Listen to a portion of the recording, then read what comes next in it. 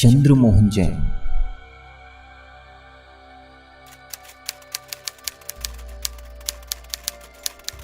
दूसरा नाम रजनीश जैन। और जो नाम फेमस है ओशो। इस वीडियो में ओशो के उन रहस्यों से पर्दा हटाया जाएगा जो शायद आप नहीं जानते। जैसे ओशो का ये जन्म 700 साल बाद हुआ था। पिछले जन्म के वो 3 दिन जीने के लिए ओशो ने ये जन्म लिया था। वृंदावन के पागल बाबा, जिन्होंने वृंदावन में समाधि ली थी, जिन्हें आप जानते ही होंगे, जिन्होंने ओशो को पिछले जन्म में मृत्यु दी थी जहर देकर, और जो इस जन्म में फिर से ओशो से मिले थे ओशो के बचपन में। ओशो के पिछले किसी जन्म का शरीर आज भी सुरक्षित है। क्या आप जानते हैं इतना सब कुछ? नहीं ना? तो अब सुनिए। ओशो के जीवन से जुड़ी बहुत सारी ऐसी घटनाएं हैं जो शायद आप नहीं जानते। ओशो को कुछ लोग जानते होंगे और जो लोग नहीं जानते वो ओशो की इन रोचक और विचित्र बातों को तो जान ही लेंगे। ओशो के जन्म के बाद कुछ विचित्र हुआ, और विचित्र क्यों हुआ ये भी मैं बताऊंगा। 11 दिसंबर 1931 ओशो ने जन्म लिया, और ओशो के माँ बाप का कहना था कि ओशो जन्म लेने के 3 दिन बाद तक न रोए थे और न ही हंसे थे, और इस बात से सभी चिंतित थे। और इसका कारण मैं बताता हूं कि ऐसा क्यों हुआ।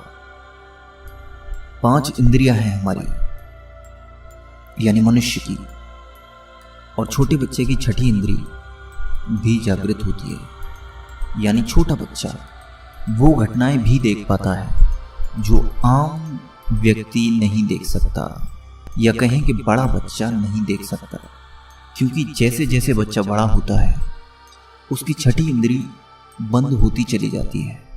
बच्चे रोते हैं जिन्हें कुछ खराब दृश्य दिखते हैं, छोटे बच्चे। और जो बच्चे नहीं रोते या जो बच्चे रोते ही नहीं, यानी ये सीधा सूचक है कि बच्चा हाई सोल यानी ऊंची आत्मा है और वो ध्यान की अवस्था में है।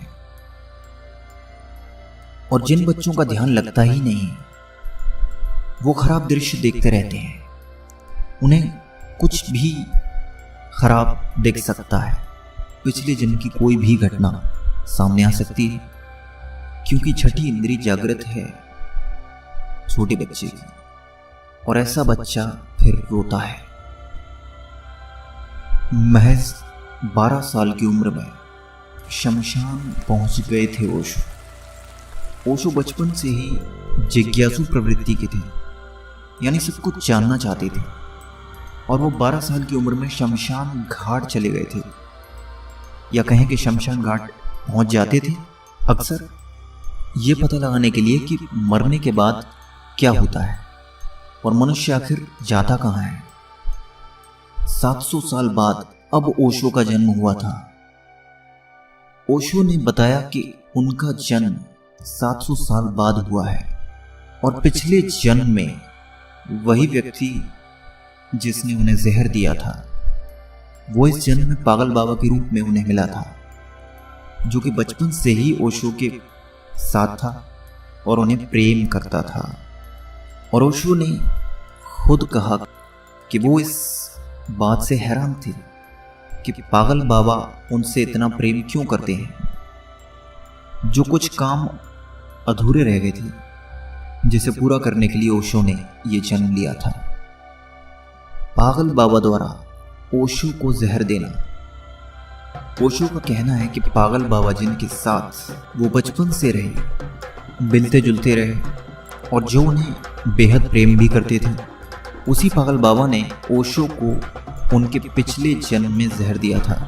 और वो हैरान थे कि पागल बाबा उनसे इतना प्रेम क्यों करते हैं, क्योंकि पागल बाबा को इस जन्म में आत्मज्ञान था।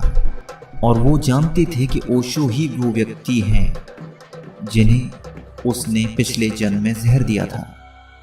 इसलिए उस कर्म को पागल बाबा इस जन्म में उतारना चाहते थे। पागल बाबा का मंदिर वृंदावन में है और पागल बाबा ने समाधि ली थी क्योंकि उन्हें आत्मज्ञान था। और एक बात मैं बता दूं, पिछले जन्म के कुछ इफेक्ट इस जन्म में भी दिखते हैं। जैसा कि कहा जाता है ओशो के इस जन्म में भी ओशो को अमेरिका में थीलियम नामक धीमा जहर दिया गया था, जिस कारण उनकी मृत्यु हुई। इस बात में कितनी सच्चाई है ये तो नहीं कहा जा सकता। ओशो का 700 साल बाद जन्म लेने का कारण होता यह है कि नॉर्मल आत्मा को जन्म लेने में आसानी होती है। नॉर्मल आत्मा जो जन्म लेती है उसे ज्यादा मशक्कत नहीं करनी पड़ती। 84 लाख योनियों के बाद मनुष्य की योनि मिलती है, लेकिन कोई हाई आत्मा को जन्म देने के लिए कपल भी वैसा ही होना चाहिए, और ऐसा कपल आसानी से मिलता नहीं है जो किसी हाई फाई आत्मा को जन्म दे सके। इसलिए ओशो को 700 साल का इंतजार करना पड़ा। पिछले जन्म के वो 3 दिन जीने के लिए ओशो ने ये जन्म लिया था। पिछले जन्म के 3 दिन बराबर इस जन्म के 58 साल। यानी ओशो ने बताया था कि पिछले जन्म में वो एक मठ में थे जहां उन्होंने किस दिन का मृत्यु का व्रत लिया था, लेकिन वो 21 दिन पूरे नहीं हो पाए। और जैसा कि मैंने बताया था कि 18वें दिन ही ओशो को एक अज्ञात व्यक्ति ने जहर दे दिया था, जो कि इस जन्म में पागल बाबा के रूप में ओशो को मिला था। लेकिन वो पिछले जन्म के 3 दिन जो उन 21 दिनों में बाकी रह गए थे इस जन्म के 58 सालों के बराबर थे, क्योंकि कुछ काम भी बाकी रह गए थे। ओशो के पिछले जन्म की बॉडी आज भी सुरक्षित है। ओशो के पिछले किसी जन्म की बॉडी तिब्बत में लामा मठ में आज भी सुरक्षित है। ओशो ने बताया था कि कर्मापा लामा तिब्बत का मठ, जिसने ओशो को बताया था कि उनके किसी पिछले जन्म का शरीर अभी तक सुरक्षित है, उसी तिब्बत के लामा मठ में है, और उसे तिब्बत के लामा मठ की गुफा में आज भी सुरक्षित रखा गया है।